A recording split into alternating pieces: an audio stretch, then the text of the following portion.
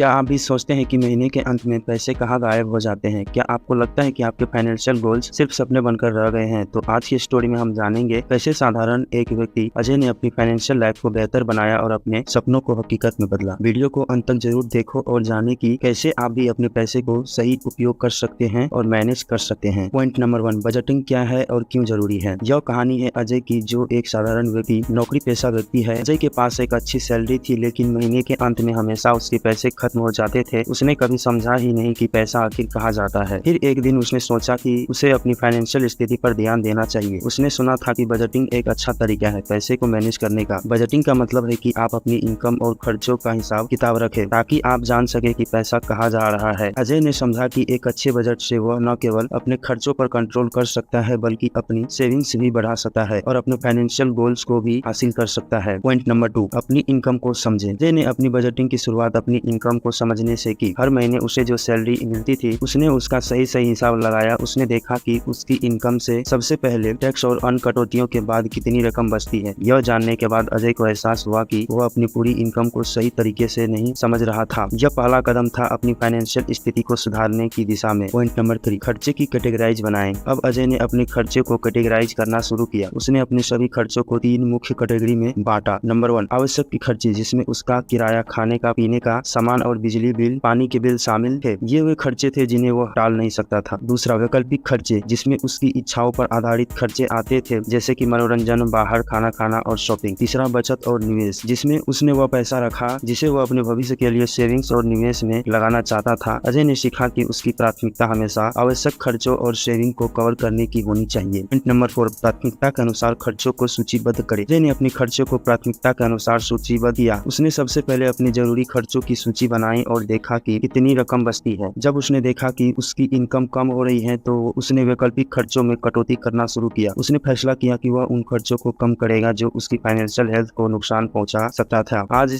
अजय ने समझा कि उसकी प्राथमिकताएं उसके फाइनेंशियल गोल्स के अनुसार होनी चाहिए। यह उसके लिए एक बड़ा बदलाव था, लेकिन यह जरूरी भी था। नंबर 5, सेविंग और बजटिंग के टिप्स। अजय की कहानी यही खत्म नहीं होती। उसने कुछ महत्वपूर्ण टिप्स सीखे जो कि बजट को और भी बेहतर बना सकते थे। पहला, उसने 50-30-20 रूल्स अपनाया। इस रूल के अनुसार उसने अपनी इनकम का 50% आवश्यक खर्चों पर, 30% वैकल्पिक खर्चों पर और 20% सेविंग पर लगाया। दूसरा, उसने हर महीने के अंत में बजट की रिव्यू करना रोकी। इससे उसे पता चला कि उसने कितना फॉलो किया और कहाँ सुधार की जरूरत है। तीसरा, उसने अपनी सेविंग और ऑटोमेट कर लिया। जैसे ही उसकी सैलरी आती थी, एक निश्चित राशि अपने सेविंग अकाउंट में ट्रांसफर हो जाती थी। ये अब अपने फाइनेंशियल गोल्स की कड़ी था और उसकी यह यात्रा बजटिंग के साथ यहीं शुरू हो गई थी। तो दोस्तों, यह थी अजय की कहानी। क्या आप भी अजय की तरह अपने फाइनेंशियल लाइफ को बेहतर बनाना चाहते हैं? तो आज ही बजटिंग की शुरुआत करें। अगर आपको यह वीडियो पसंद आया हो तो उसे लाइक करें और अपने दोस्तों के साथ शेयर करें। चैनल को सब्सक्राइब करना ना भूलें, ताकि आपको ऐसे ही प्रेरणादायक वीडियो मिलते रहे। कमेंट में बताएं कि अगली वीडियो में किस टॉपिक पर चर्चा करना चाहेंगे। धन्यवाद, मिलते हैं अगले वीडियो में।